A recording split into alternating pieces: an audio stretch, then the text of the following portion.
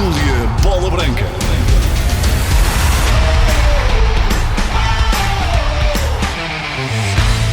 Ainda agora começou a Liga Portuguesa e já está a dar que falar.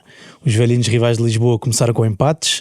O Futebol Clube do Porto inaugurou a defesa do título nacional da melhor maneira, mas ainda está longe da maquinaria fariolesca que revelou na época passada.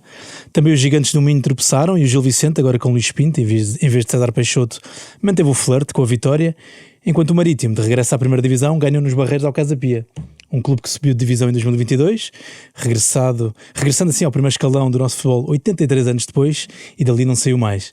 Nem de propósito, temos aqui no estúdio o arquiteto dessa subida de divisão, Filipe Martins, é um gosto tê-lo aqui. O Filipe está parado desde fevereiro, quando saiu do Desportivo de Chaves. Imagino que o bichinho já esteja a morder por dentro, já vamos saber.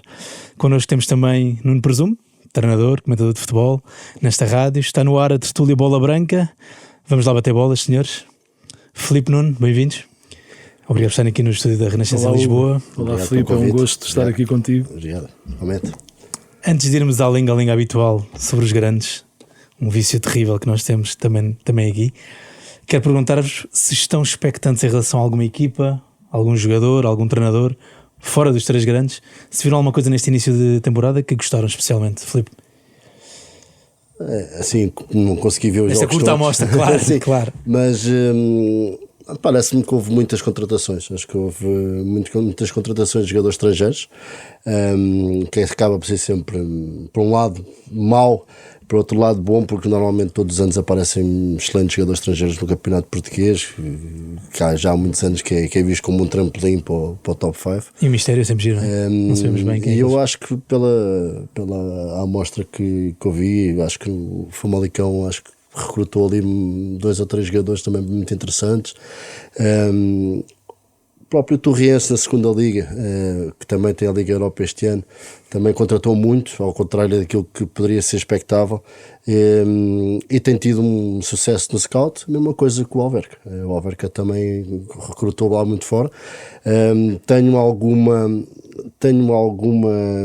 ilusão para ver o Ian, que veio do Atlético, o médio que contrataram, salvo Ian Lucas, não tenho a certeza, mas um jogador que tenho visto no campeonato brasileiro, na Série B, e por aquilo que ouvi, parece-me a mim que vai ser um jogador que pode estar aqui de passagem, como já tiveram outros anteriormente. Acho que o Pedro Alves tem feito um excelente trabalho como diretor de futebol, fez assim no Estoril, e agora no Alverca está a continuar. Portanto, acredito que é um jogador que eu conheço, e esse aí já está um bocadinho debaixo da minha visão, e acredito que vai ser uma boa surpresa no campeonato. Não, deixa-me só aproveitar para fazer aqui uma pergunta, porque o Filipe falou no Torriense. O Filipe tem esta experiência, Chaves, Casa Pia na segunda liga.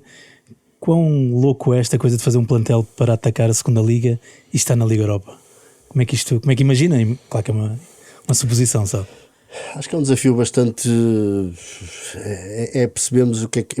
Eu se tivesse que decidir, eu faria claramente uma equipa para atacar. Eu acredito também terá sido essa a ideia do Sabino, neste caso, do André Sabino, fazer uma equipa mais focada para aquilo que é o campeonato da segunda liga, que é um campeonato extremamente difícil, e principalmente quando nós somos vistos como favoritos. Acho que este ano, depois daquilo que aconteceu ano passado ao Torriense, com a final da taça, com o excelente campeonato que fizeram, principalmente do meio para a frente, acho que este ano toda a gente está à espera que o Torriense vá subir divisão. Já na primeira jornada não ganharam em Faro, apesar de que é sempre um campo tradicionalmente difícil, mas eu acho que este ano a maior dificuldade que o Torriense vai ter é claramente ser encarado como o favorito para subir. E eu já tive essa experiência também, tanto no Feirense como propriamente o ano passado também no Chaves, também clubes que teoricamente são clubes de primeira liga, né? E nós na segunda liga, quando somos vistos como os bichos papões, temos sempre aquela dificuldade extra, porque toda a gente joga no máximo da sua motivação, e eu acho que isso vai acontecer este ano ao Torrense, apesar de que eu acho que o Torrense tem uma excelente equipa, um excelente plantel, diria até também um excelente treinador. Agora vai ter sempre essa motivaçãozinha extra de quem vai jogar contra eles, e depois também a gestão, que vai ser boa até acabar a caminhada da Liga Europa, e depois daí para a frente pode funcionar um bocadinho como noutros anos passados tem acontecido, quando as equipas são precocemente eliminadas. Depois há um bocadinho mais de dificuldade em gerir expectativas dos jogadores, e eu acredito que muitos dos jogadores que vieram para o Torriense este ano podem ter vindo com a ambição mais de jogar a Liga Europa do que propriamente de subir, e isso pode ser difícil ou não de gerir. Cabe aos responsáveis do Torriense ter essa capacidade.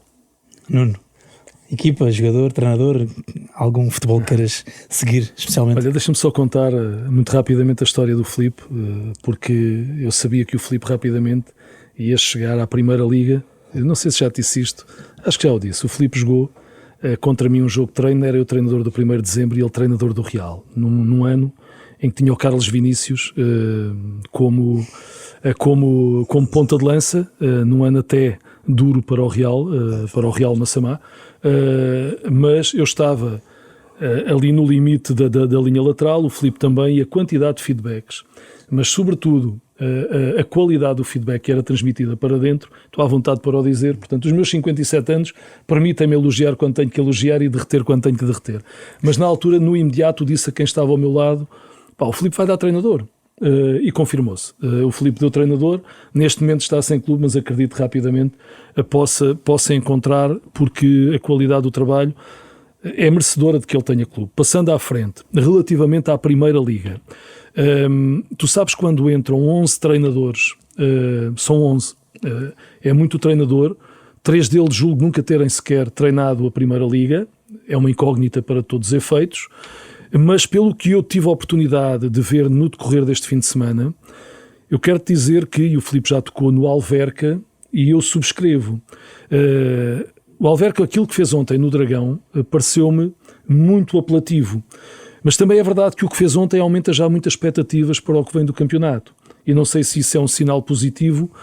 Eu acredito que seja por um motivo. Eu acho que os clubes, quando são geridos de dentro para fora, podem gerir melhor as expectativas. Ou seja, o Pedro Alves o ano passado arriscou contratar um treinador que não tinha experiência de Primeira Liga e acabou por correr bem, e até teve ali um período inicial de alguma instabilidade resultadista, mas acreditou no Custódio e levou o Custódio até à última jornada. Este ano traz o Sérgio, desconhecido para a grande maioria do comum dos adeptos, e a equipa apresenta já a qualidade, e com muitos jogadores novos. E eu acho que pode ser a equipa que pode dar o passo em frente comparativamente com o ano anterior.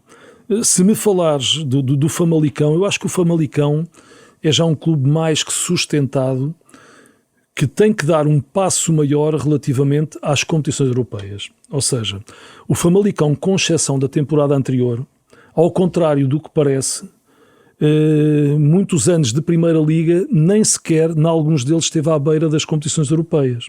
E com argumentos individuais para tal. Mas é um clube com essa sustentação que, por vezes, parece não a demonstrar relativamente a treinadores. O Famalicão teve, durante muitas épocas de Primeira Liga, mais que um treinador no decorrer dessas épocas. Não deixa de ser estranho para um clube que é tão bem gerido, que promove tanta venda. Portanto, agora, é meu entender... Foi Galo, não é? O ano passado foi Galo, tinham-se qualificado para a Europa. Não, o ano passado foi até o melhor dos anos do Famalicão na Primeira Liga. Tem um ano excepcional, no ano em que era o Pedro Gonçalves jogador do Famalicão, um ano muito, muito bom, e depois as expectativas foram sempre muito altas, mas ficaram sempre aquém na classificação final, em meu entender. Neste momento são a 5ª equipa do futebol português, em meu entender. Eu digo isto porque cada vez mais vejo o Vitória em esforço para se manter no topo. Cada vez mais vejo um Vitória fragilizado na componente financeira, vai valendo e de que forma a componente desportiva, a componente e a relação com a cidade. É que neste jogo estavam 19 mil e tal espectadores. Eu acho isto extraordinário, é um clube definitivamente diferente dos demais, ponto, não há como, mas percebe-se que ano após ano vai ficando mais fragilizado na dimensão humana, na qualidade humana dentro das 4 linhas, e isso obriga os treinadores a um esforço cada vez maior. Tive a oportunidade de ver o Marítimo com o Casa Pia, um Marítimo que na primeira parte eu coloquei alguns pontos de interrogação, mas depois há um fator nos Barreiros que é determinante. O Casa Pia queria inspirar e aspirar nos primeiros 20 minutos da segunda parte e definitivamente não conseguia, porque jogar nos Barreiros, para quem tem esse conhecimento, com a umidade existente e com o calor existente, dificulta mais. E os 25 minutos da segunda parte foram muito aflitivos e eu olhei para o Marítimo e estava a ver uma equipa que me apetecia dizer que iria jogar para a Europa, que é uma equipa que não tem muito... ou seja, não tem uma qualidade acrescida individualmente, mas que se pode muito bem valer disso. Mas eu acho que a avaliação diagnóstica é muito curta ainda. 3, 4 jornadas e eu já te posso dar. Sim, claro, era juntando com a pré-época, claro. Mas Nuno, assim muito rapidamente, a semana passada começaste a tua intervenção a criticar a Federação por causa do relevado na Supertaça. Esta semana vimos o que vimos no São Luís, presumo que viste no relevado do Farense, vimos na Reboleira também aquele relevado um bocado problemático. Como é que se ataca isto? Quão problemático é para o nosso futebol? Olha, por vezes há mudança de investidores e isso compromete muito no período de transição o que tem que ser feito para operacionalizar ou para estar tudo operacionalizado no dia 1 de cada época desportiva, se é que é por aí. Eu acho que há um descuido enorme. Eu acrescento outro clube, o Feirense, onde o Filipe já trabalhou, teve que jogar no Olival porque também não tinha o relevado em, problema com a regra, em condições. Creio que foi um problema com a regra. É que nós falamos de uma liga, relativamente à Primeira Liga, que desejamos ser colocada e vista noutros contextos, mas torna-se cada vez mais difícil que assim seja. Eu acrescento na Amadora, e pode ter sido da minha televisão, que eu até acho que é boa, não foi só o estado do relevado, mas a luminosidade da transmissão deixou-me-te a desejar. Devo-te confessar, eu não estive na Amadora, vi pela televisão, e o enquadramento não é o melhor para quem quer estar em casa a ver um espetáculo. Eu acho que são problemas que eu achei que já estavam ultrapassados, mas que eu confesso, cada vez aparecem mais neste início da época. E se nós vamos dizer que é o calor, como eu já li, ainda há bem pouco tempo li que era o calor e que os relevados não estavam bons por causa do calor. Bom, mas no Dragão também faz calor, não é? Não foram pisados. É que no inverno não vai ser o problema do calor, vai ser o problema da chuva. E o relevado vai estar degradado. Ou seja, eu não entendo qual o caminho, e é como eu te digo, cada vez mais a dimensão humana é determinante, a dimensão estrutural é fundamental, mas são as pessoas que fazem a dimensão estrutural. São as pessoas que são competentes ou não são competentes. E por vezes não são preciso grandes organizações, nem grandes patamares hierárquicos. Cada vez mais aquela forma piramidal de quem gera qualquer coisa, quanto menos melhor, é a conclusão que eu chego. Porque quando são muitos é uma confusão total. E aquilo que nós vamos vendo para a primeira jornada, devo dizer que não foi muito apelativo. Veremos nas próximas. Filipe, quão frustrante é para chegar a um estádio e ver um relevado terrível? Fala para a qualidade do jogo, fala da estética, mas também a tal questão das eventuais lesões, não é? Sai essa preocupação, se já aconteceu? Inclusivamente, o ano passado tive o mesmo problema. Curiosamente, um bocadinho, não sei se o Nuno estaria para ou não, por causa também um bocadinho de transição de administração de um para o outro, mas já tive anteriormente. E eu acho que há coisas estruturais no futebol português que têm que se alterar. Apesar de que não é fácil. Na Premier League os clubes não são autorizados a pisar o terreno de jogo. Portanto, cada um tem que treinar no seu centro de estágio. No Estrela da Amadora também, um clube que tem muitas dificuldades, apesar de estar a usar o campo do sindicato. Mas e principalmente na pré-época, quando temos mais necessidade de treinar 2 vezes por dia, depois também o calor e a poa que se cria nesta altura do ano nos relevados também não facilita. Mas o que é certo é que também muitas das vezes preferem pagar um bocadinho menos a uma empresa que se calhar seja mais em conta. Não estou a dizer que seja o caso, mas eu sei perfeitamente isso. Eu, por exemplo, já trabalhei com vários tipos de empresa e cada uma tem o seu serviço. É óbvio que umas são mais caras do que outras. Isto muitas das vezes, e eu já cheguei a dizer isto, às vezes mais vale temos um jogador a menos no plantel, e temos melhores condições de trabalho, porque as lesões depois, mais tarde ou mais cedo, vão aparecer. Curiosamente, estava a ver o jogo do Desportivo de Chaves, e é também uma das preocupações que eu tive também com uma administração e com outra, que também foi uma dos meus pedidos de alerta, também foi um bocadinho esse também do relvado, que é certo que o relvado estava exatamente igual, com os mesmos problemas, empapado numas zonas, porque depois também qual é a tendência? É metermos água a mais, e depois é velho ditado, muita água mata a planta, ou seja, isto não é fácil de gerir. O próprio Municipal de Coimbra também é gerido por empresas municipais, eu já trabalhei no Mafra também. Desculpa, há uma pré-avaliação e há uma avaliação antes da competição, antes do início das competições. Essa avaliação ou pré-avaliação é feita pela Liga, inclusive é relativamente a todo o material necessário, aos recursos materiais, é feita também até pela própria, a própria Sport TV, que tem, portanto, que transmite os jogos, faz a verificação, a avaliação de todos os espaços para ver se há condições para a transmissão, para que a transmissão seja melhor. Mas há também aqui uma vertente de algum facilitismo que tem que deixar de existir. Tu frisaste em um aspecto que me parece o mais importante. É preferível, até para o treinador, é preferível ter menos 1 ou 2 jogadores, porque é menos uma dor ou 2 dores de cabeça, e ter condições privilegiadas para jogar.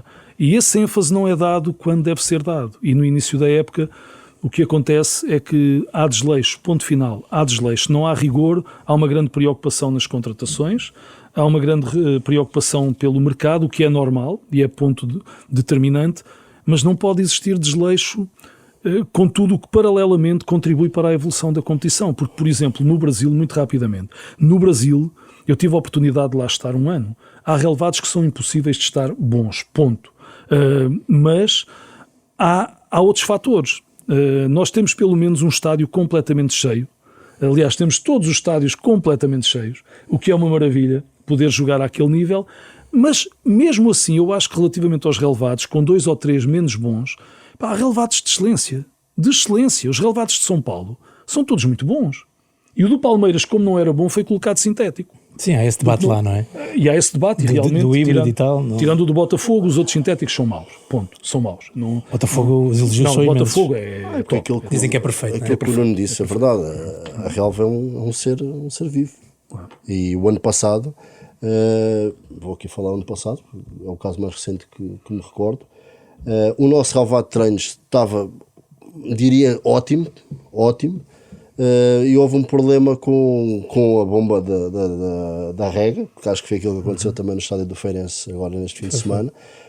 Em 2 dias estragou-se o trabalho, se calhar, de meses. Ou seja, um bocadinho por desleixo, porque é o que eu também disse logo, um complexo esportivo tem que ter câmaras, temos que perceber se realmente a relva está a ser regada à hora que dispara o relógio para ser regada, e muitas das vezes as pessoas também não são profissionais ao mesmo nível dos treinadores, dos próprios diretores. Não estou a dizer que os diretores têm culpa disto. O problema é que muitas das vezes há sempre depois desculpas do soldado raso, como se costuma dizer, da malta que trata da relva, ou é porque não lhe pagam, ou é porque não ganham o suficiente para estar a vir trabalhar ao domingo, porque isto requer um grau de profissionalismo muito grande. Ou seja, uma equipa, por exemplo, de segunda liga que joga num sábado de manhã, ou seja, se o relvado não é logo consertado, no dia seguinte, se é só na segunda-feira de manhã, está um dia e meio relvado sem ser picado, ou seja, quando temos a picada é consertado. Muitas das vezes nós chamávamos a atenção a isso, eu não estou a dizer que seja só no último clube que eu tive, isto em vários clubes acontece, mas há sempre depois também um bocadinho essa falta de investimento, que acaba por ser falta de investimento, e depois por outro lado também há dificuldade, principalmente nos clubes dos grandes centros urbanos. Não há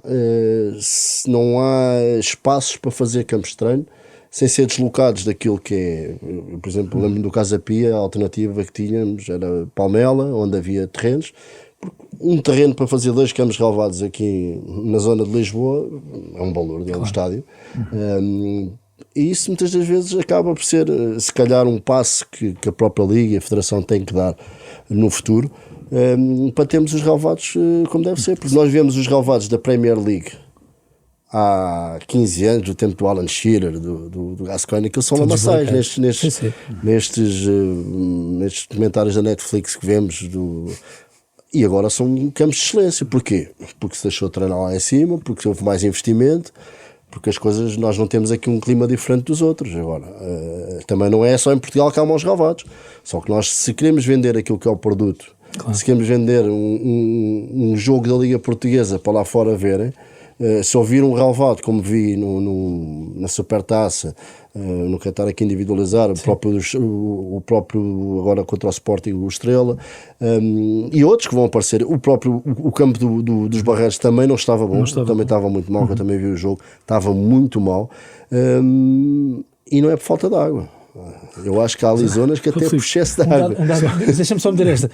Há um dado que me surpreendeu imenso, porque a Liga, depois do Estrela Sporting, emitiu um comunicado a dizer que iam dar nota negativa ou relevado. Pronto. Se o jogo foi dia 8 de agosto, a vistoria foi 24 de julho. Isto surpreende. É quase. As coisas podem mudar assim rapidamente. O Filipe acabou de explicar, não é? Mas não diz. Não, relativamente, só para terminar. Sim, para irmos à bola. Dos 6 meses que eu estive na Arábia, eu não vi, e já passei pela Venezuela, pelo Egito, por Angola, não há relevados iguais àqueles. E nós falamos de temperaturas elevadíssimas, clima seco, olhas deserto. E a paisagem é deserto, portanto vês muita areia, muita pedra, e vês relevados de excelência. Nós tínhamos, para além do relevado de jogo, tínhamos um relevado de apoio e outro relevado na academia. Qual deles o melhor? Estamos a falar de uma segunda Liga Árabe. Eu não joguei num mau relevado numa segunda Liga Árabe. É uma questão de prioridade só, mais nada. Bem, vamos ao futebol jogado, vamos aos campeões nacionais. Filipe, depois do Porto sofrer um bocadinho contra o Torriense na Supertaça, houve ali bons momentos da equipa Torres Vedras. O Porto agora viu o Diogo Costa a ser decisivo, outra vez. E um Alverca atrevido aqui e ali, já falámos, já se elogiou o Alverca. O Chiquinho tem em grande plano, um jogador que via aparecer no Estoril com uma grande pinta no Sub-23. Os 2 golos foram de grande penalidade, portanto há aqui alguns problemas, se calhar, a nível ofensivo ou não, já me dirão. Filipe, como é que vê este Porto? E se vê diferente do ano passado, ou se era avisado de ser diferente, se devia ter dado outros passos? Ou são os dois de crescimento da pré-época / início de uma temporada que já se sabe que é difícil? Eu acho que são mais do que estarmos a sobrevalorizar as equipas grandes, acho que começa também a haver algum equilíbrio das equipas médias do campeonato português. Acho que a entrada de novos investidores no campeonato português acho que lhes deu uma capacidade também de recrutarem bem, e acho que hoje em dia não é que não aconteça, porque às vezes isto tem muito a ver com os momentos do jogo e às vezes continua a haver as goleadas em casa dos grandes, mas cada vez mais as equipas são competentes ao ponto de conseguirem igualar as forças, quer seja em casa, quer seja fora, como aconteceu este fim de semana, tanto com o Benfica como com o Sporting. Se calhar poderemos dizer que o Porto ainda não está no máximo das suas capacidades, como eu também acredito que nenhuma equipa esteja neste momento. Acho que há que dar mérito também ao Verca pela forma organizada, porque também traz alguns jogadores também do ano passado e com uma dinâmica de vitória, que acho que é sempre importante. Começar-se, quando se acaba bem, normalmente há sempre uma tendência para levar essa dinâmica de vitória para a época seguinte. E depois acaba por ser sempre o trabalho do guarda-redes fazer o dele. Acaba por ser 2 penaltis, podia fazer mais golos o Porto, como também o próprio Alverca podia ter marcado. Sim, o Alverca rematou mais vezes até. Mas eu vendo o campeonato e tenho sentido até mesmo nos últimos anos, cada vez mais há pontos perdidos em casa. Já não há aquela celeuma que antigamente havia de irmos ao Dragão ou à Luz, vamos ver se não vamos muitos, ou ao Alvalade, ver se não vamos muitos, vamos 2 ou 3 já não é mal, para ver se a malta não vai muito abaixo. Acho que hoje em dia já há uma mentalidade um bocadinho diferente, e o exemplo que deste há pouco do Torriense com o Futebol Clube de Porto para a taça, para a Supertaça, acho que também foi exemplo disso. Acho que continua a haver uma diferença que tem que haver, né? Os orçamentos têm que permitir ter melhores jogadores, melhores condições, mas acho que começa a haver uma decalagem menos acentuada do que havia há uns anos, e isso é bom, na minha opinião, para o futebol português. Nuno, eu já referi, o Alverca rematou mais vezes, claro que às vezes são arrancadas de um chiquinho e saca um bico tipo ali da entrada da área ou chuta de longe, mas surpreendeu-te que o Porto permitisse tanto ao Alverca, porque estamos aqui a falar do ataque do Porto, mas o que nós valorizamos normalmente é como defende e como são muito mordem. Surpreendeu-te o jogo está tão discutido? Eu não sabia o que esperar do Alverca. Tive a oportunidade, antes do jogo, de tentar perceber como é que o Sérgio preparou a equipa na temporada anterior ao serviço dos júniores do Futebol Clube do Porto, e realmente a equipa jogava sempre muito bem. Aliás, ele consegue um trabalho extraordinário na formação do Futebol Clube do Porto. E a verdade é que fez esse transfer para a equipa do Alverca, e a equipa tem uma intencionalidade que apraz registar. A equipa tem essa qualidade. O que eu não esperava é que ele a manifestasse nesse jogo. Passo a explicar porquê. Quem se lembra do Farioli, quer no campeonato neerlandês, quer também o ano passado, no início, talvez pelo fator de poder chegar e poder mostrar algo diferente, a equipa foi altamente pressionante e não dava sequer tempo para o adversário a poder ter bola. A equipa era muito pressionante mesmo, e num bloco até muito alto, e depois tinha outra característica: quando ganhava bola ou quando tinha bola em zona mais recuada, tinha sempre muita gente no ataque à última linha para ganhar as costas da defesa adversária, e isso obrigava os adversários por vezes a baixarem muito a linha e a criarem até algum espaço entre meio campo e linha defensiva. Eu acho que os adversários hoje também já estão preparados para isso. E já não se deixam enrolar com essa facilidade.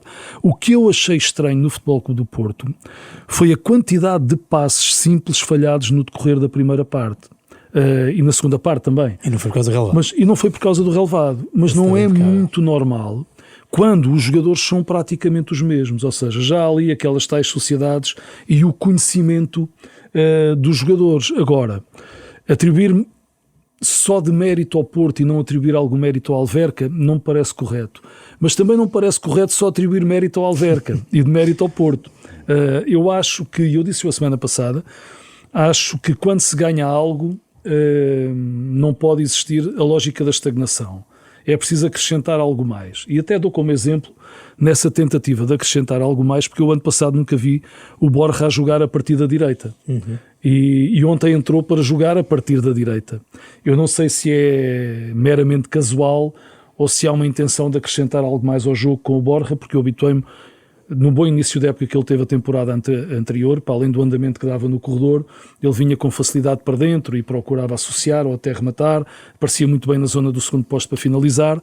Não sei o que é que Farioli pretende com a inclusão do Borja a partir do corredor lateral contrário. Mas é um Porto que está, na minha opinião, longe da agressividade ofensiva da temporada anterior e ainda longe também da agressividade defensiva da temporada anterior. Acredito que tenha tudo para evoluir, mas estou expectante, confesso. Filipe, é diferente jogar com Samu ou com André Silva, não?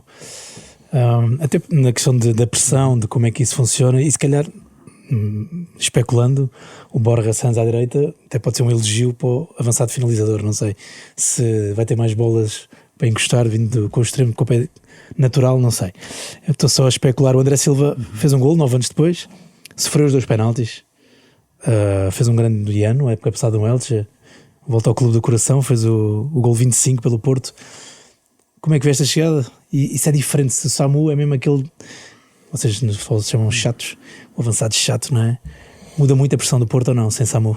O Samu fisicamente é um jogador que faz muita moça, e acho que o Porto ano passado, na minha opinião, baixou um bocadinho de rendimento a partir do momento que o Samu se lesionou.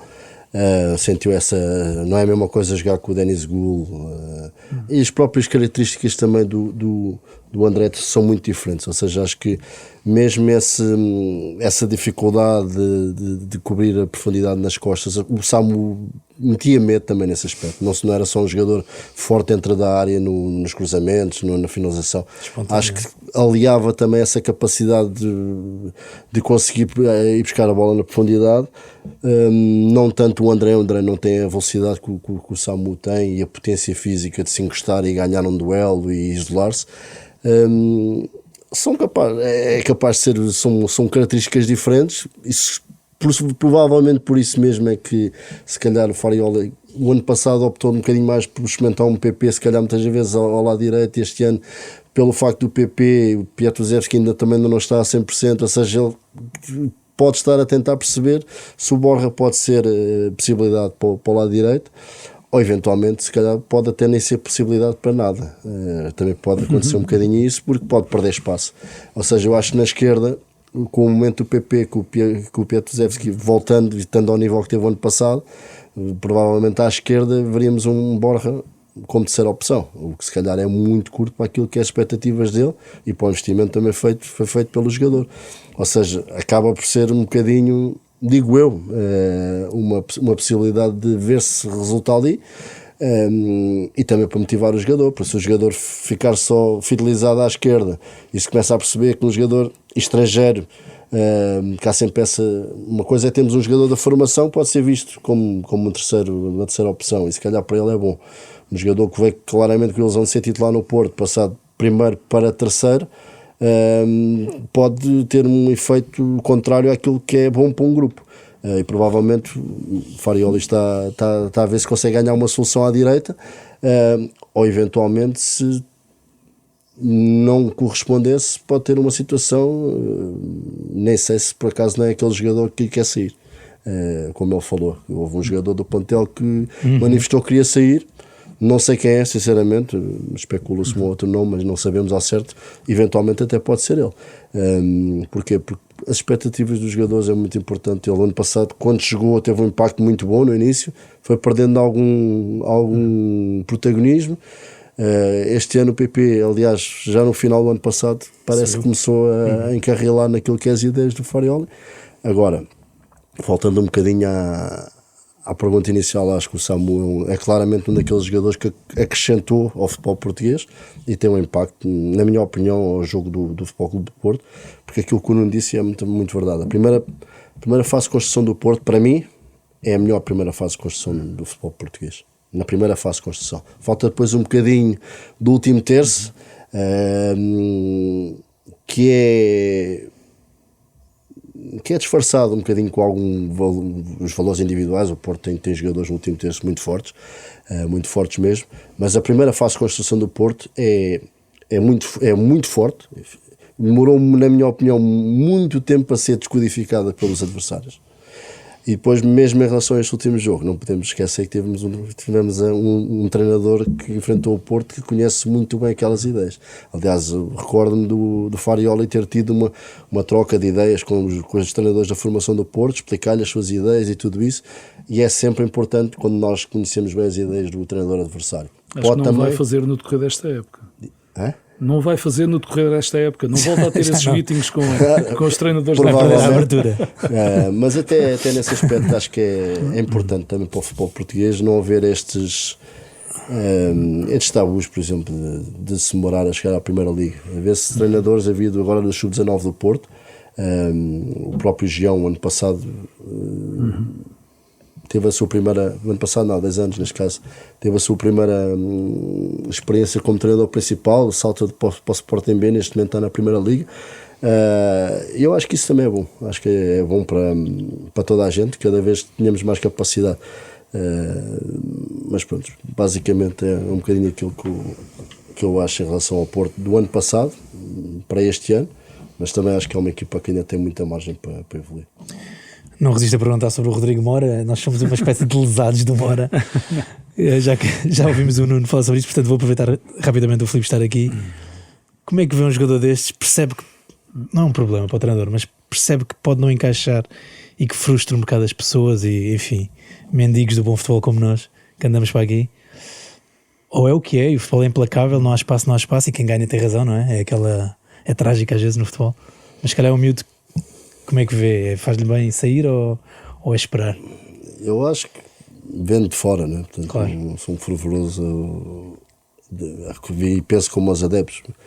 Acho que já toda a gente percebeu que não é na cabeça do Farioli, não é a primeira opção para ele, nunca vai ser. Acho que já. E normalmente as coisas não mudam, porque eu não vejo uma hora diferente do que aquilo foi, é sempre o mesmo. Seja um jogador profissional, tem as suas características que são específicas, que também não encaixam, apesar de ser um grande jogador, não encaixam em todos os modelos de jogo. E eu, na minha opinião, sinceramente não vejo uma hora conseguir virar muito o tabuleiro a favor dele. É óbvio que para os adeptos do Porto, principalmente aquele impacto que o Mora teve nos primeiros tempos que apareceu no Futebol Clube do Porto, e há sempre aquela proteção aos meninos da formação, que tem que haver. Não acho que tenham que ser sobrevalorizados só por vem da formação, como também não acho que tenham que ser vistos de uma maneira diferente porque vem da formação. Acho que cada um tem que ter a sua valorização por aquilo que faz. Agora, parece-me a mim que nunca vai ser uma primeira opção declarada por parte do Farioli, neste caso. E ainda para mais sem o Samu na frente, porque diminui a agressividade ofensiva e defensiva, que é outro problema. É bem notado. E depois teve-me ver um bocadinho com aquilo que eu estava a dizer há bocado em relação ao Borja. Hoje em dia, muito daquilo que se passa nos plantéis tem muito a ver com as expectativas individuais de cada um. Isto vai dependendo muito daquilo que o Mora esteja, não digo resignado, mas preparado mentalmente para ser uma segunda linha e esperar que as coisas virem, que eu, na minha opinião, volto a dizer, eu acho que não vai mudar, a não ser que haja situações de lesões e situações de grande baixa de forma por parte dos jogadores do meio campo do Porto, até porque foi um dos setores que foi reforçado. Portanto, na minha opinião, para aquilo que é o crescimento do Mora, isso é verdade que a Roma quer, apesar de também iria para um futebol italiano que também não é fácil se impor, ainda para mais numa equipa grande como a Roma. Agora, acho que também não deve estar numa situação muito confortável para ele, já há bastante tempo, um jogador que no início, quando apareceu, tinha muito o espectro de poder ser um jogador de seleção nacional lá, e foi convocado. Foi convocado. Ver assim este eclipse pode não ser confortável para ele e para aquilo que é a carreira do jogador, como também o Futebol Clube do Porto pode não querer se livrar daquilo que é um talento. Quando digo livrar, fazer dinheiro neste momento. É uma decisão difícil, mas na minha opinião, tal como eu disse anteriormente, temos que sentir o jogador neste momento. Se está satisfeito, se não está satisfeito, pode ser eventualmente outro daqueles jogadores que pode ser o tal jogador que foi falar com o Farioli, e eu acho que essa gestão de grupo muitas vezes faz a diferença. Não é bom ficarmos, é óbvio que também não podemos dizer amém a todos os jogadores que querem sair só porque não estão a jogar, agora vai sair, porque isso depois é um pau de dois bicos, mas também ter alguém dentro do balneário que não está motivado, muitas das vezes pode se tornar uma situação delicada para aquilo que é a gestão de um treinador. Portanto, cabe aos responsáveis do Porto perceber o que é o melhor para a equipa, tal como para o Mora, o que é melhor para a sua carreira. No ponto de vista, na perspectiva do Mora, enfim, fala-se na Roma, não é? E se calhar não há muita gente disposta a dar muito dinheiro. Seria mais avisado o empréstimo. Isto se for o jogador a escolher, vamos só falar neste ponto de partida, que nunca é, ou que não é só, que era para ganhar tempo e se calhar não haver um eclipse total, como foi buscar um bocado a atualidade do jogador. Seria mais avisado um empréstimo do que se calhar arriscar uma mudança definitiva. Lembro do Renato Sanches, não é? Lembro do Renato Sanches. O problema maior do Mora é se o Farioli se mantém por mais 2 ou 3 anos no Futebol Clube do Porto, não é? O problema para o Mora e para o Futebol Clube do Porto, porque a cada ano que passa, se o Rodrigo Mora não se colocar a jogar como titular, vai perdendo, obviamente, protagonismo. Perdendo protagonismo, vai baixando o seu valor. Isso é óbvio. Eu acho que, por acaso, relativamente à Roma, eu consigo ver o Mora a jogar. Consigo ver o Mora a jogar com alguma regularidade na Roma, e sobretudo no momento em que o futebol italiano terá que se reformular. Não só a Roma, mas praticamente todo o futebol italiano. E eu acho que até a lógica do como trouxe uma realidade, vem trazendo uma realidade diferente, e a seleção italiana, pelo impacto negativo que tem vindo a ter, há também essa lógica de reconstrução do futebol, como houve, por exemplo, após o 2004, se não estou em erro, 2000. com a seleção alemã. Agora, para o Mora é muito importante jogar, e é aquilo que nós estávamos a dizer, no Futebol Clube do Porto, e então se não tem uma linha mais adiantada, muito agressiva, para lhe dar algum conforto, eu vejo ainda mais difícil que ele se consiga impor no Futebol Clube do Porto. E terá que jogar. É daqueles talentos que não há como. 2 anos sem jogar com regularidade não me parece que vá beneficiar, porque eu acredito na evolução dos jogadores jogando. Essa aprendizagem, poderão-me dizer que está em momento de aprendizagem, está em fase de aprendizagem. Não, a aprendizagem é sobretudo jogando, em meu entender. Claro. Não tem que jogar toda a época, obviamente, mas tem que ter alguma regularidade no seu jogo. De outra forma, não há, em meu entender, evolução. O Anderlecht não precisa de número 10, ok? Eu não estou a ver, não vejo que seja benéfico. Há espaços que eu não vejo ainda benéficos para o Mora. Falou-se também no Galatasaray. Eu acho que é ir na direção do futebol turco, que eu tenho a ideia que se joga muito mais rápido nas bancadas do que dentro das 4 linhas. O barulho é todo feito fora. Dentro das 4 linhas é um jogo. Aliás, basta olhar nas competições europeias para o futebol turco. Habitualmente, eu vou ser simpático, ou seja, é um futebol menos bom, é um eufemismo razoável para não. Pronto, mas não parece que seja algo bom para o Mora neste momento. Principalmente para o perfil do Mora. Acho que é um futebol que tem muito dinheiro, mas claramente os jogadores procuram o futebol turco, procuram dinheiro. Procuram dinheiro. E acho que, sim, acho que os um talento impostos, como o Mora. os impostos são favoráveis lá, não é? Sim, mas eu acho que um talento como o Mora neste momento precisa de jogar, e jogar num contexto que lhe permita voltar ao radar da Seleção Nacional, por exemplo. E eu acredito que muito vai acontecer, e já está a acontecer este ano, a voltarem novamente a contratar muitos treinadores estrangeiros no futebol italiano. Dentro em breve vai voltar novamente a ver os craques número 10 que havia até pela liberdade tática ofensiva que hoje em dia está novamente a existir, porque a mobilidade tática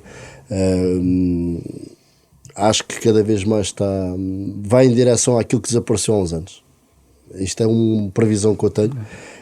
O 10 vai voltar a aparecer.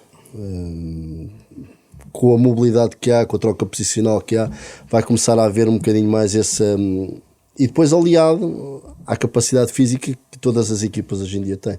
Ou seja, vai começar a haver sempre um lugar para um Pote, para um Mora, eventualmente para um perfil como o Gonçalo Prestiani, apesar de que é pequenino, mas é mais robusto, é mais forte fisicamente. O próprio Oliveira, o menino do Benfica B, que também vive nesse espectro de conseguir arranjar um contexto. Agora, não é um contexto que seja. Eu acho que tem que ser um contexto muito de clube grande. O Mora é claramente um jogador de clube grande, não é um jogador de clube pequeno, de andar a correr. Ou então uma primeira Liga Árabe, num contexto semelhante ao João Félix, com a proteção de um Ronaldo, em que ele sabe que vai jogar com regularidade e vai decidir com regularidade também, mas não cabe João Félix e Mora no mesmo. Mas mesmo em relação ao João Félix, eu acho que foi muito bom para o João, para ganhar minutos. Mas a época que o João faz na Arábia, se calhar não teve o reconhecimento que teria se fosse noutro campeonato. Ou seja, há sempre aquele espectro de. E eu acompanho também o futebol árabe e acho que não é assim tão fraco como as pessoas pintam, até pela capacidade de terem jogadores estrangeiros com muita qualidade. Agora, acho que tem que ser um contexto muito específico para jogadores como o Mora.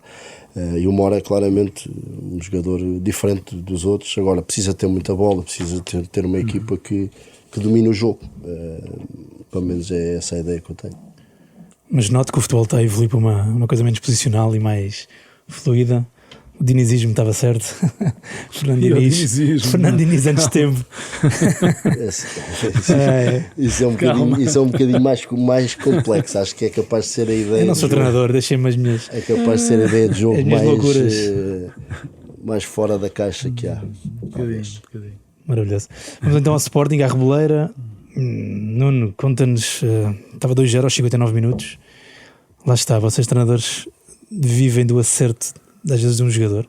Aquela primeira parte do Ioannidis, se calhar podia estar 4-0 ao intervalo ou uma coisa assim parecida. E o desacerto do Grego leva-nos agora a nós não, mas há muita gente a falar já do Rui Borges, uma coisa surpreendente até, passada uma jornada, mas pronto. Mas como é que vês este Sporting a cair assim? Eu tenho muito cuidado relativamente a falar sobretudo, e nesta fase, principalmente nesta fase, a falar dos treinadores, do que pretendem em cada um dos jogos. Obviamente que nesta posição eu tenho que falar ponto, não há como. Se me perguntarem, mas isto é para quem está de fora, não jogando o Soares a titular neste jogo, se deveria jogar o Nel ou o Ioannidis, pelo que foi o período preparatório. Eu digo-te, não deveria jogar o Ioannidis, deveria jogar o miúdo Rafael Nel. Mas isto sou eu, visto. Agora, quando depois eu olho para o 11 e vejo uma equipa reformulada comparativamente com a época passada, quando vejo à esquerda o miúdo Rodrigo Dias, ou seja, com tanta gente nova, provavelmente eu, enquanto treinador, calma, eu não posso pôr aqui uma equipa juvenil, eu tenho que pôr aqui alguma experiência, alguma maturidade dentro das 4 linhas. Eu não sei se foi por aí, se não foi por aí, mas acredito que com tanta gente nova deixa-me apostar pelo menos em alguma experiência. A verdade é que não resultou. Ou seja, as ações de finalização do Ioannidis deixaram mesmo a desejar, porque algumas delas são muito fáceis de executar. Para mim seriam sempre difíceis, atenção. Mas para a qualidade, ou seja, o Sporting, e já lá iremos ao Benfica, mas quer Sporting, quer Benfica, ao intervalo, teriam que ter os 3 pontos na gaveta e ponto final. E ponto final. Só que depois há fatores que por vezes nós treinadores também temos alguma responsabilidade. E não tem, no caso do Sporting, é muito fácil nós apontarmos às substituições. É muito fácil. Há outros aspectos que são sentidos que podem ter levado àquele, entenda-se, descalabro, porque acaba por ser um descalabro no resultado. Eu acho que a equipa, com tanta alteração comparativamente com o ano passado, para mim a equipa esteve bem. O Sporting esteve bem até ao 2-0. Não foi espetacular, não foi exuberante, mas era mais que justo aquele resultado. Com o Zalazar em grande, é uma adaptação, é chegar, ver e vencer. Eu já o tinha dito na semana anterior relativamente aos jogos de preparação. Gol de assistência. Acho que ele, quando se chega mais à direita, é mais desequilibrador. E a relação dele com o Catamo pode vir a ser muito boa. Tinha-te falado até quando o Sporting baixa muito o bloco, o Catamo vai para a linha de 5, Salazar abre um pouco à direita para defender, e depois na relação em momento ofensivo no meio campo adversário, a relação está cada vez mais consistente, e provou-se neste jogo com o Estrela da Amadora. Acho que o Doumbia no meio é melhor que o Doumbia a partir da esquerda, é a minha opinião. Independentemente do resultado. Acho que o dinamarquês que jogou o Silas, que até foi suplente neste jogo, acho que é um jogador muito interessante.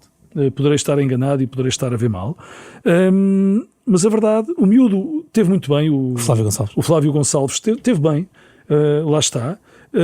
Agora, eu tenho algum receio em dizer isto, mas, e o Filipe tem essa consciência quando nós estamos no banco, quando o 2-0 acontece aos 59 minutos e eu vejo o Rui Borges abraçado ao Luís Soares da forma que foi, pensei, não o devias ter feito. Mas é muito fácil eu falar nisto agora.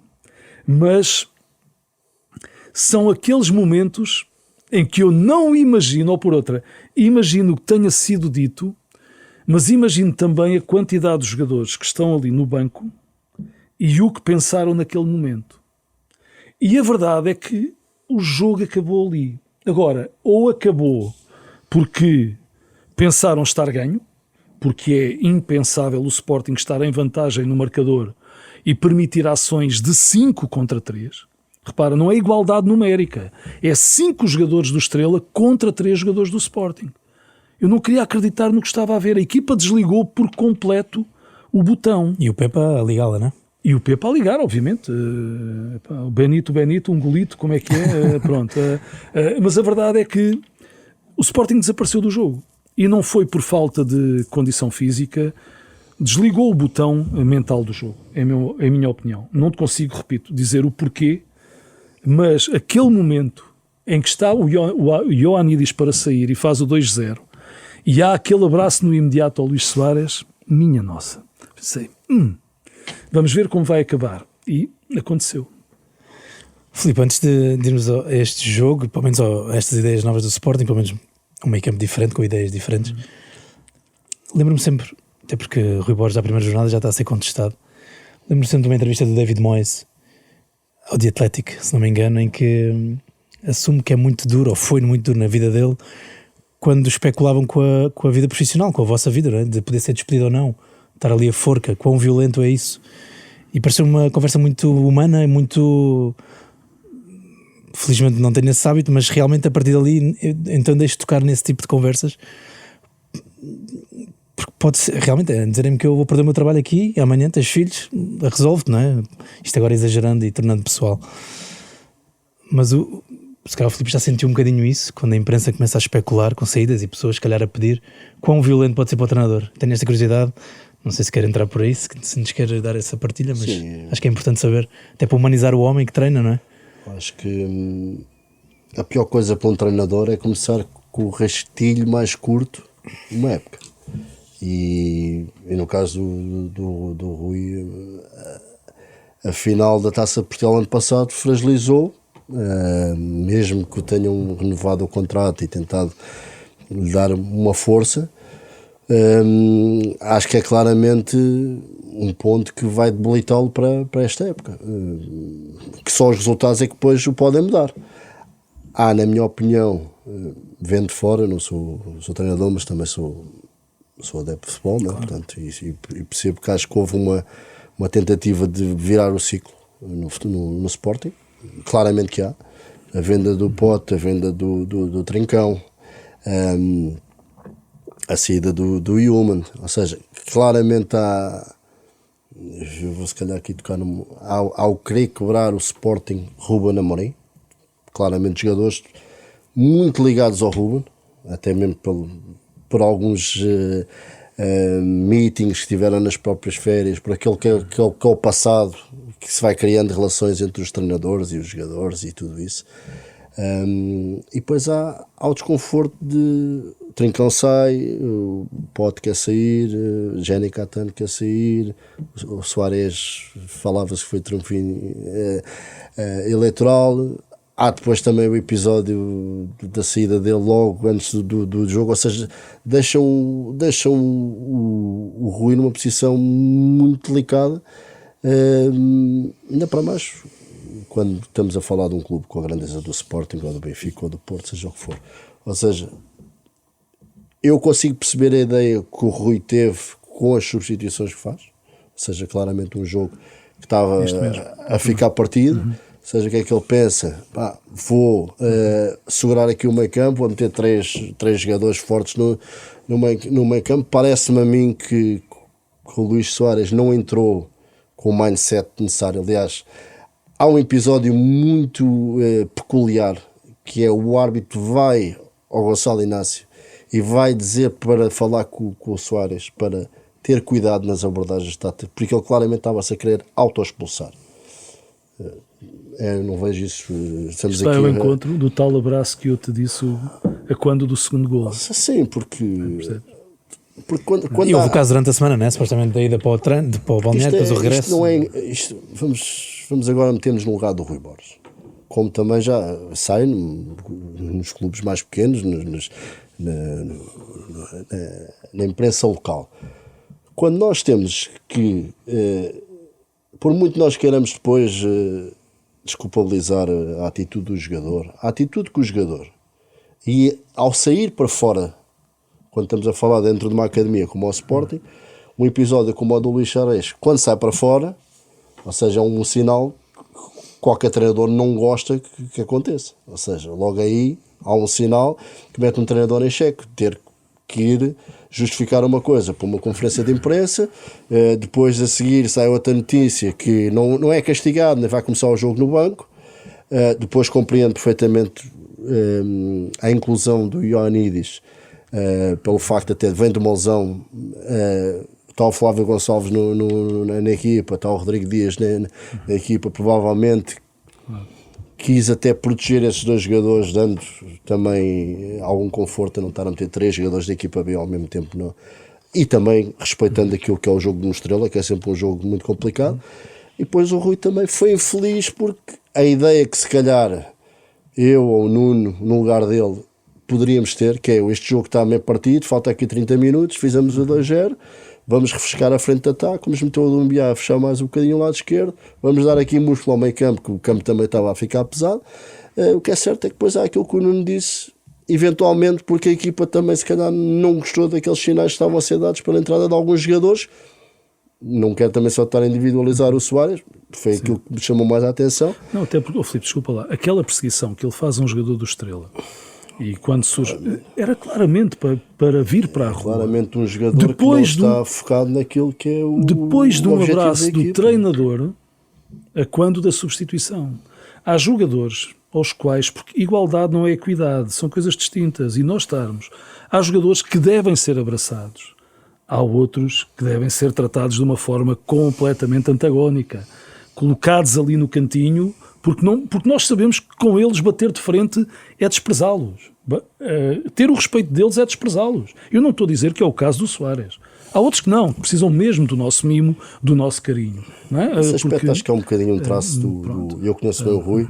Acho que é um jogador, há um treinador que é capaz de fazer isso a sim, sem jogadores. dúvida, Se o Soares merecia ou não naquele momento aquele abraço e aquele incentivo, pronto, são coisas que se calhar o Estrela não faz o 2 igual e o 3-2, metade destas coisas se calhar não tinham repercussão como tiveram, mas são tudo sinais, e são sinais daquilo que os jogadores também não são, como é que eu ia dizer, os jogadores são muito perspicazes e cada vez são mais, e muitas vezes, principalmente aqueles que as coisas não correm à maneira deles, estes momentos para eles são muito fáceis de pôr um bocadinho o ego deles à frente de tudo o resto. Filipe, provavelmente. Desculpa lá, eu a semana passada falei aqui das questões de liderança, não sei se te recordas, e da ausência de capitães com protagonismo dentro das 4 linhas.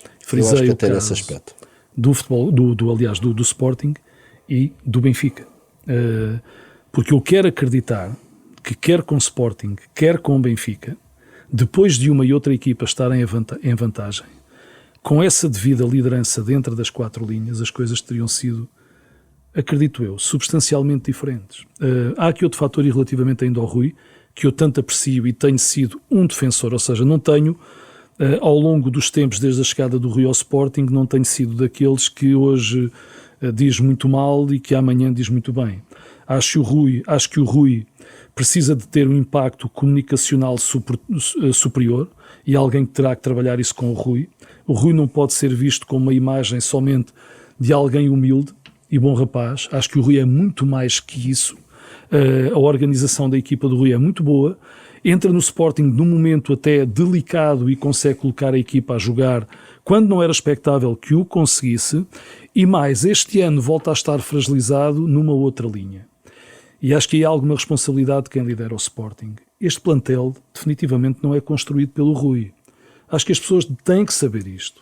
Este plantel, os jogadores escolhidos, há essa vontade de política desportiva de alterar radicalmente o que era o plantel do Sporting, mas não me digam que há uma imposição do Rui na chegada destes novos jogadores. Poderá existir a vontade de mudar Agora, a inclusão de todos estes jogadores, que até me parece que alguns deles poderão ter impacto na equipa, mas como é sabido, não vamos a exigir que uma equipa que perde um capitão dentro do campo, que todos os adversários questionavam, que ele dominava, controlava, inclusive aos árbitros, ou seja, e que agora perca uma referência dessas, não pode, de um momento para o outro, a equipa do Sporting ser tudo aquilo que era em épocas anteriores. Parece-me óbvio, isto parece-me óbvio. Portanto, o Rui para mim não tem muita responsabilidade e eu acho que o Rui ingenuamente está a querer assumir essa responsabilidade de todo este plantel construído por ele, o que não me parece justo para o próprio Rui, porque o plantel é construído por várias pessoas e não foi somente pelo Rui. Lembrando que no pré-Ruben Amorim, se quiseres na era antes de Ruben Amorim, todas as contratações feitas, convém lembrar, das 14 não houve uma que desse certo. Não houve uma. E eu espero que no pós-Ruben Amorim haja mais critério na chegada dos jogadores, que me parece realmente que está a existir. Mas atribuir só a responsabilidade ao Rui Borges não me parece correto, porque o Rui Borges tem feito um trabalho, a meu entender, com todos os defeitos, como qualquer um de nós tem feito um trabalho muito, muito bom no Sporting. Mais, conseguiu colocar uma equipa praticamente nova, consegue já demonstrar muita qualidade no seu jogo. Isso não é fácil, não se pense que é fácil, e já consegue. Depois houve outros fatores neste jogo que não correram bem. Um desses 14 jogadores está perto de ti, não é? No União de Santarém. O Camacho, não é? É verdade. O Camacho, é verdade. Pronto, para acabar esta parte do Sporting, enfim, esta vida de treinador não deve ser fácil, porque ainda nem falámos daquela ação permissiva do Quaresma, não falámos do erro do Rui Silva, falámos só do Ioannidis, então quando se junta tudo complica a vida do treinador, não é? Vamos rapidamente ao Benfica, para acabar. Outro 2-0, não é?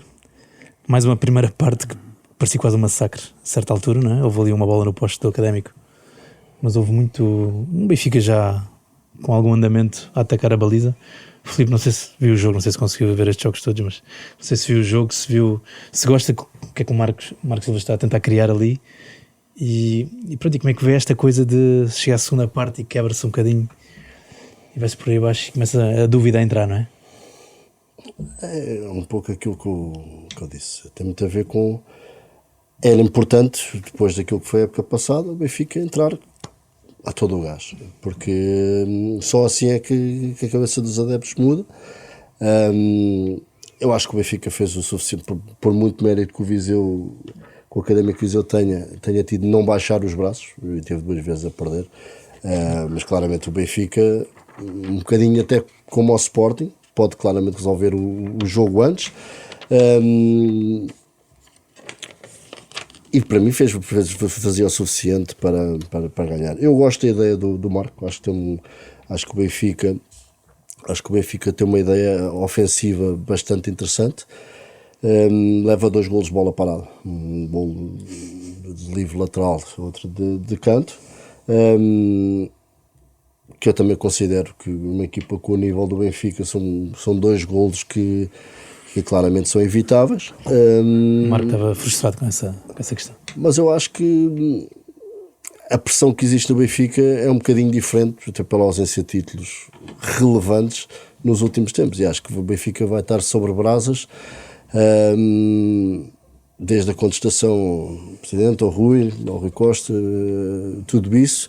O Marco vai ter que saber lidar com isso. Agora, depois também alguma ausência de liderança dentro do campo que havia, ou seja, é um processo que tanto o Benfica como o Sporting vão ter que passar. O Futebol Clube do Porto se calhar tem outro tipo de capitães dentro do campo sem braçadeira, como o Benaré, que é claramente um líder, o Diogo Costa também, mesmo estando na baliza, é claramente um capitão, e o Sporting e o Benfica partem um bocadinho com mais pressão do que o Futebol Clube do Porto. O Futebol Clube do Porto, o ano passado, teve exatamente esta pressão que o Benfica, principalmente o Benfica, está a ter mais. O Sporting, há um ano atrás, foi campeão. Ou seja, isto, quanto mais anos passa sem haver títulos, mais pressão há. Houve ali um bocadinho o espectro de eliminação, que depois foi remendado com a goleada.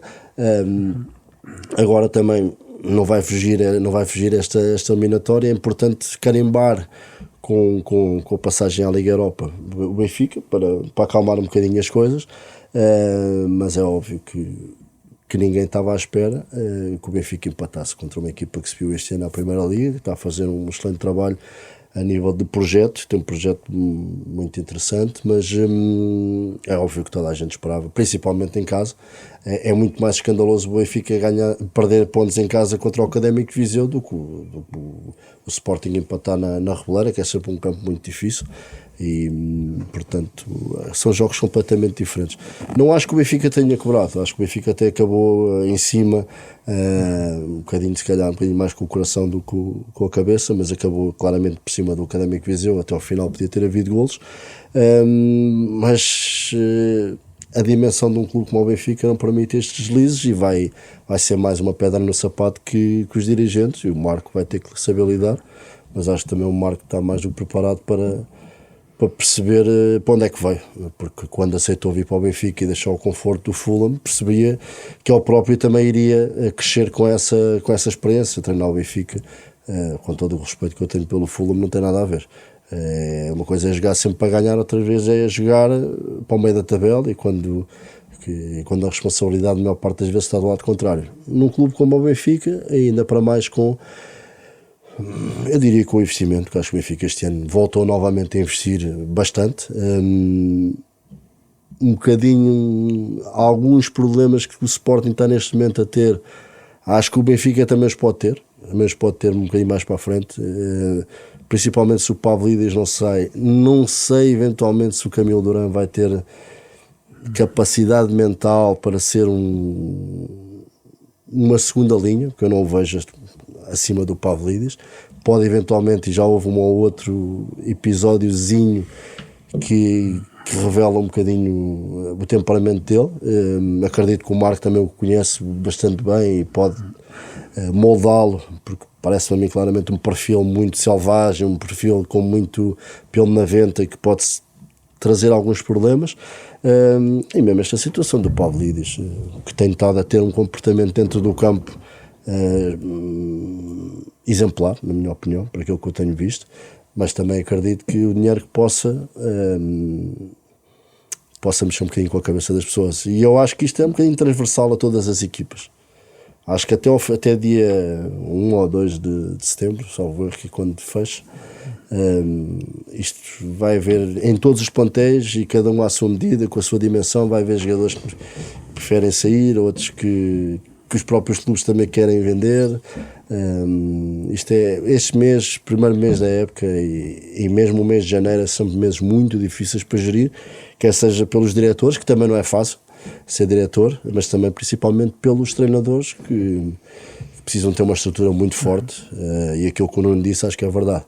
A liderança de um capitão de equipa é muito importante, porque às vezes há montes de problemas que se calhar se conseguem amenizar sem intervenção direta de um treinador, porque depois contamos com 50 câmaras à volta. Aquilo que eu já falei aqui, aqueles sinais que muitas das vezes são visíveis, podem ser neutralizados, mas nem sempre é fácil. E também aquilo que, falando de liderança, que eu acho que é aquilo que é cada vez mais difícil no futebol, quem gera, digo presidentes, digo treinadores, o mais difícil hoje em dia é liderar. Porquê? Porque cada vez mais o jogador tem... É uma celebridade.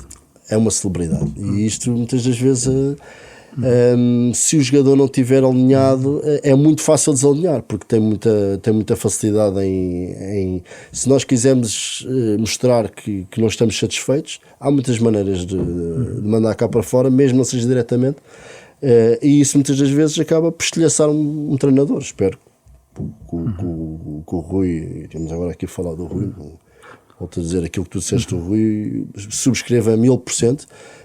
Gosto bastante da personalidade, de tudo o que é o Rui, até porque não chegou lá acima porque o meteram lá, foi a pulso, e eu acho que isso tem que se valorizar também. Agora há muita coisa, há muitos interesses pessoais que muitas vezes nós como treinadores também levamos por tabela, como se costuma dizer. Agora também cabe-lhe a ele gerir o seu plantel da melhor maneira, mas que a liderança de topo também é muito importante, aquilo que também falaste. Acho que hoje em dia no futebol é importante termos um treinador líder, mas também é importante, acima de um treinador, temos uma liderança, daquilo que eu chamo de liderança de topo, uma liderança muito forte, ou seja, onde a palavra do treinador, por muito que às vezes não tenha razão, tem que ser também respaldada por quem está a seguir, por quem não vive de resultados, porque é óbvio que o presidente hoje em dia também já vive de resultados, mas são resultados que se calhar são visíveis 3 em 3 ou 4 em 4 anos quando há eleições, enquanto um treinador de futebol está a ser escrutinado semana a semana. O Benfica, a quarta temporada seguida que não ganha na primeira jornada. Nuno, estiveste no relato Bola Branca aqui na Renascença, elogiaste na verdade o Benfica, houve ali, dizes que houve momentos importantes, já vais fazer esse embrulhozinho, peço-te breve, por favor. Gostaste também lembro-me que gostaste do discurso do Bruno Pinheiro no fim? Muito. E ele fez questão de dizer que com adeptos provavelmente seria diferente, não é? Sentiste isso? Foi por isso que eu gostei, porque não foi hipócrita, porque disse que a decalagem entre uma e outra equipa é imensa, porque disse muito bem que o Benfica podia ter chegado ao intervalo e podia ter os 3 pontos conquistados, e porque disse que se o estádio tem adeptos, a equipa e os jogadores do Académico de Viseu iriam tremer ainda muito mais, para além do que tremeram no decorrer dos primeiros 45 minutos. Eu acho que se o Sporting podia ter o jogo ganho ao intervalo, o Benfica podia ter a goleada concretizada ao intervalo. Porque eu acho inclusive que nos últimos anos não houve um número de ações tão elevado na área adversária como o Benfica o teve ontem frente ao Académico de Viseu. Foi mesmo desperdício.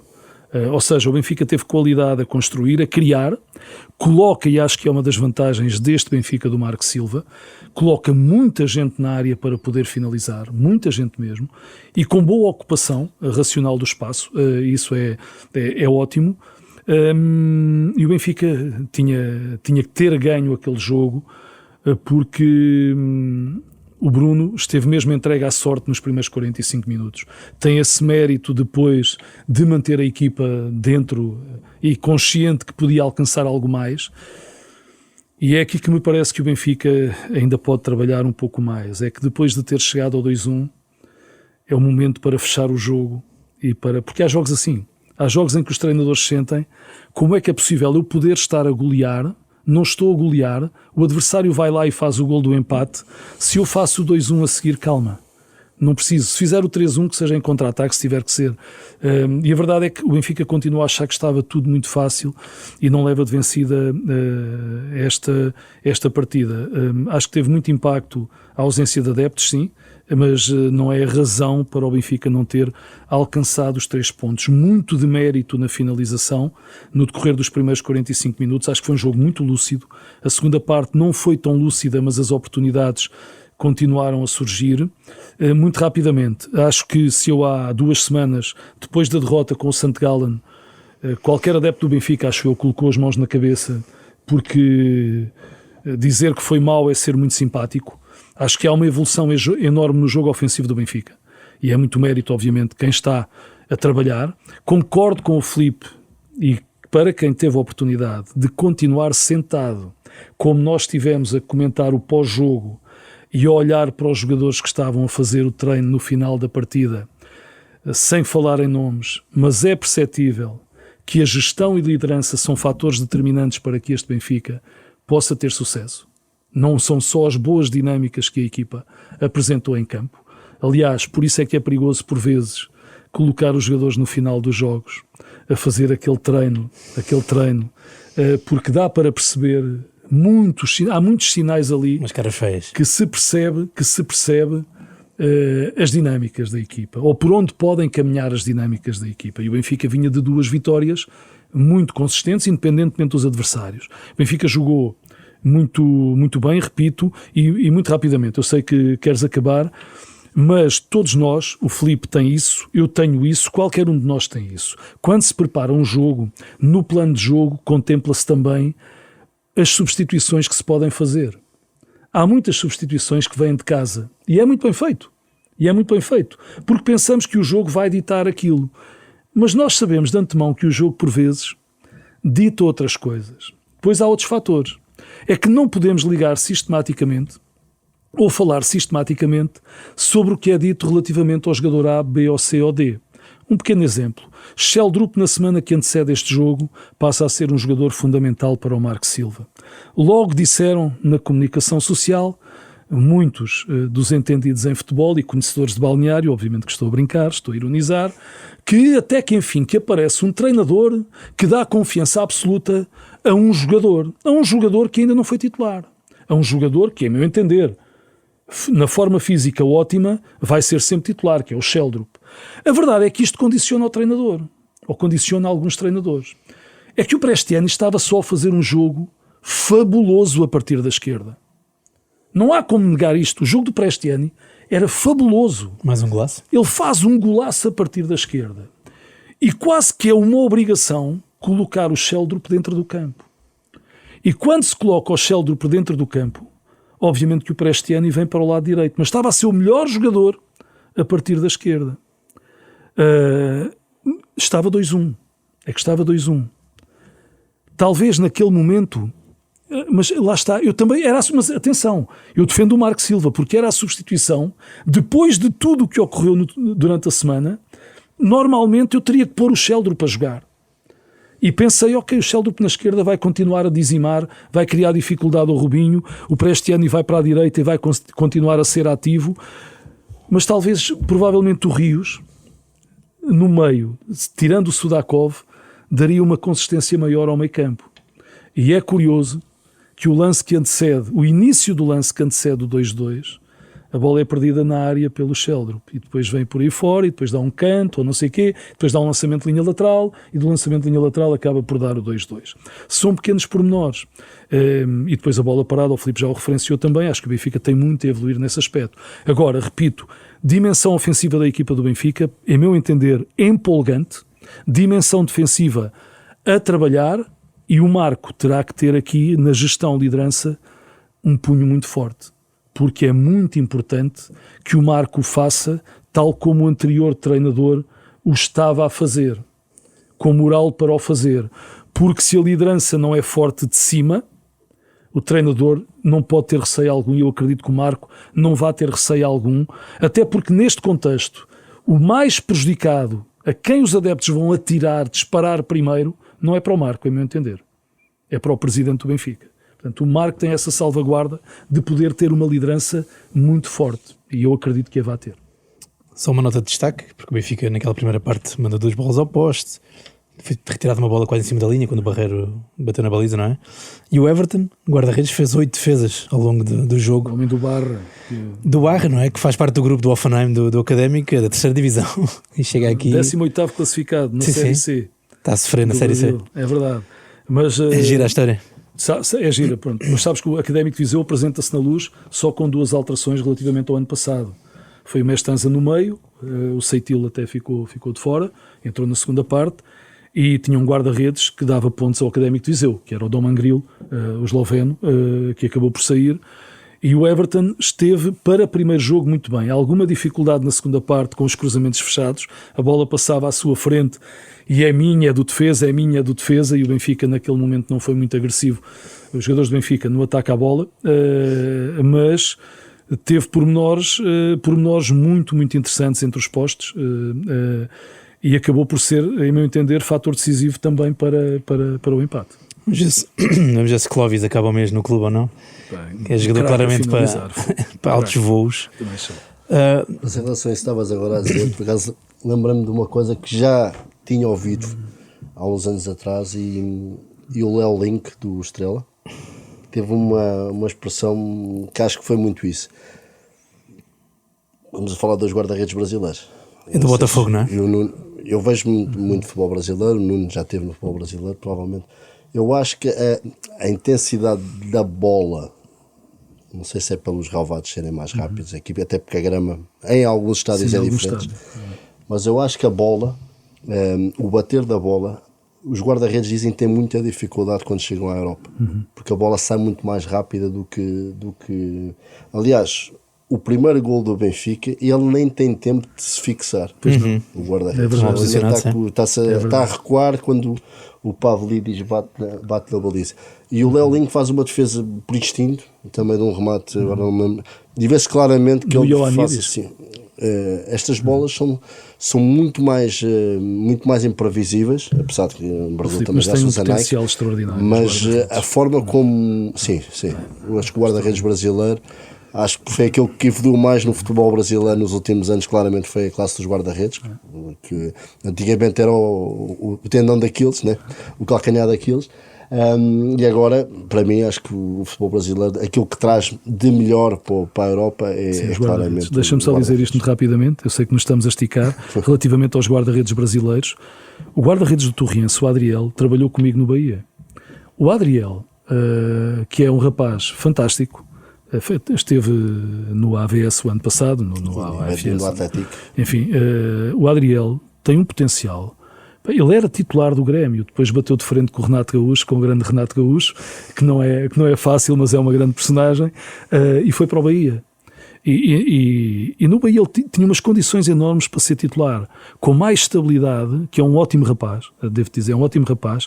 Eu acho que o Torriense, na baliza, pode ter ali um reforço de grande qualidade para voltar à Primeira Liga. Isto falando de guarda-redes, e lembrando-me agora do Adriel, com quem eu tive a oportunidade de trabalhar. Para ser um upgrade ao Lucas Paes, que curiosamente também é brasileiro. Também é brasileiro. O ano passado fez uma época brutal. É verdade. Alguém que chega e nem se dá o benefício da dúvida de continuar na mesma o Lucas na baliza. É sinónimo. Por acaso conheço também o Adriel do ano passado do Atlético, também do grupo do Alverca, e foi pena o ano passado ter chegado num contexto difícil, como era o AVS ano passado na última fase, mas também acredito que vai ser uma boa surpresa no futebol português. Filipe, respostas muito rápidas, por favor, para aproveitarmos tê-lo aqui, desculpem. Quando é que volta o nosso futebol? Ou não volta? Como é que isso está? Como é que não está? Acima de tudo, tranquilo. Não... O telefone tem bateria, está tudo bem? Acho que está tudo bem. Não... Todos nós treinadores temos fases melhores, fases piores. Acho que acima de tudo neste momento tem que ter os pés bem assentes na terra, perceber que os últimos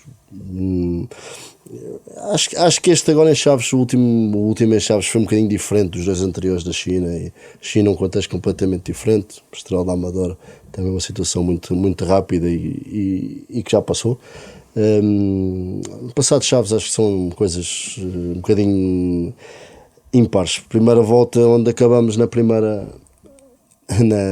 terceira classificação, no terceiro lugar, ou seja, num lugar de play-off, onde, na minha opinião, não sendo brilhante, é um lugar onde está dentro dos objetivos do Chaves, depois um bocadinho com alguma dificuldade a nível de lesões, muitas limitações, as coisas não correram bem e na minha opinião acho que agora para voltar tem que ter claramente a noção de que tem que ter, não há segurança no futebol, mas tem que ter também um projeto, pelo menos com a solidez do Desportivo de Chaves, e isso muitas vezes não aparece de um momento para o outro. Apareceram algumas coisas neste defeso que eu senti até felizmente pela vida organizada que tenho, que não tenho que estar a aceitar tudo o que me aparece. Também não vou dizer que foi um verão que tive 1001 coisas para aceitar. É óbvio que foi se calhar um verão se calhar menos abundante a nível de ofertas, mas as que me chegaram também não senti que fosse aquilo que é o meu futuro. E pode demorar uma semana, como pode demorar um ano. Tenho claramente a estabilidade para estar em casa tranquilo, e aproveitar também se calhar para repensar uma outra coisa que eventualmente poderia ter feito melhor, mas claramente consciência tranquila, perceber que estou preparado para todos os cenários que me possam aparecer, quer seja dentro, quer seja fora. Só tive uma experiência fora e uma experiência que me fez ver muita coisa que eu não estava preparado, um contexto de China muito difícil, uma mentalidade difícil, um bocadinho dizem que parecida com a árabe, onde são mundos diferentes e onde se calhar nem tive tempo para me adaptar, mas é uma das coisas que me vejo no futuro próximo a trabalhar novamente num contexto estrangeiro ou então em Portugal. Depende daquilo que eu sinta que é um passo, não digo seguro porque não há segurança no futebol, mas um passo onde nós temos alguma ilusão de que podemos fazer um trabalho novamente positivo, porque acima de tudo é aquilo que eu preciso fazer no próximo contexto, é fazer um trabalho positivo, um trabalho não só positivo noutros aspectos, de evolução de clube, de jogadores e essas coisas que felizmente continuaram a acontecer, de valorização de jogadores, mas acima de tudo a nível de êxitos esportivos, que é disso que vivemos, é de êxitos esportivos, isso é que faz os treinadores dar o passo em frente, e eu acredito também, se o próximo projeto for positivo, que vou voltar novamente ao patamar maior do futebol português, porque eu considero-me um treinador de Primeira Liga, cheguei lá pelo meu trabalho e se Deus quiser ir lá voltar novamente pelo meu trabalho, nem que para isso tenhamos que dar um passo atrás ou um passo ao lado, seja onde for, mas uma coisa é certa, não me vou meter num próximo projeto só porque estou farto de estar em casa. Tenho que perceber que os treinadores, e há um treinador para mim marca-me bastante, até dentro daquilo que eu acho que é o meu patamar de treinador e uma pessoa que até que eu me identifico muito. O Vasco Seabra teve uma fase da carreira dele que as coisas não estavam a correr bem.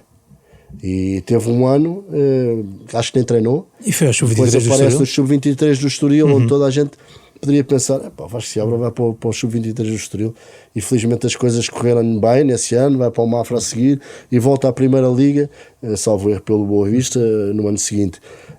E há um bocadinho nesses exemplos que eu também me revejo, porque não depende só dos treinadores, o sucesso depende de tudo aquilo que é a envolvência de um projeto esportivo, mas acima de tudo aquilo que me compete a mim, sinto-me claramente preparado, mesmo reconhecendo que se calhar com um bocadinho de mais experiência, principalmente na China e até mesmo em Portugal, nos últimos tempos as coisas podiam ter corrido um bocadinho melhor se tivesse mais preparado para uma outra situação, mas isso faz parte do nosso crescimento, que o Nuno já passou seguramente e vai continuar a passar no futuro, por coisas que às vezes não correm tão bem como nós esperamos, e isso depois leva ao sucesso ou ao insucesso, mas acima de tudo a minha cabeça não pode andar nessa montanha russa do achar que era um grande treinador no Casa Pia ou na primeira volta que fizemos em Mafra, que me levou depois à Primeira Liga, ou na subida do Real, que foi inédito.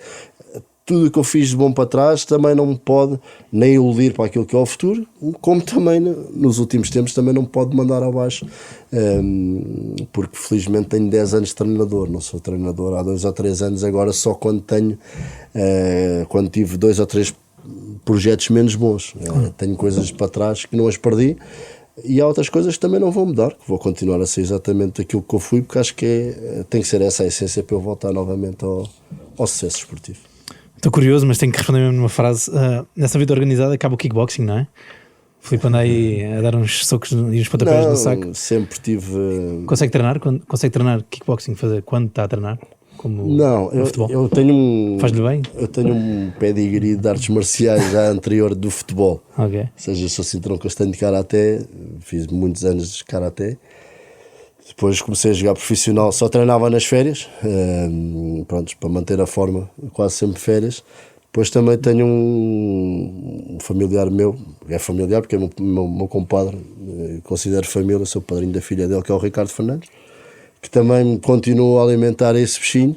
E de vez em quando vou de vez em quando, agora até vou 3 vezes por semana, hoje vou lá outra vez, vou lá levar umas pingazinhas para... Não, mas acima de tudo tem mais a ver com questões de saúde, propriamente andar, até porque nunca fui muito de andar metido em confusões. Não, aquilo cardio mas a surreal. nível de cardio, e mesmo a nível mental, principalmente nestas fases, faz-me bem, porque... Bater em alguém faz bem. Ou bater num saco. Ou no saco, saco é bater melhor. num saco. Principalmente num saco, o saco não responde, ou seja, É o ideal. ganhamos sempre. Mas sim, mas gosto bastante. Muito bem, senhores. De Tertúlia Bola Branca fica por aqui. Resta lembrar que Braga e Benfica jogam quinta-feira para a Europa. Sexta-feira o campeonato regressa com o Sporting Vitória. 2 equipas já aqui com questões internas. Os cuidados técnicos foram da Rita Gonçalves e da Beatriz Garcia. Nuno Presumo, muito obrigado. Como sempre, é um luxo ter-te aqui. Filipe, foi um gosto imenso tê-lo aqui. Espero que volte em breve. Um abraço a todos. Para a semana a mais.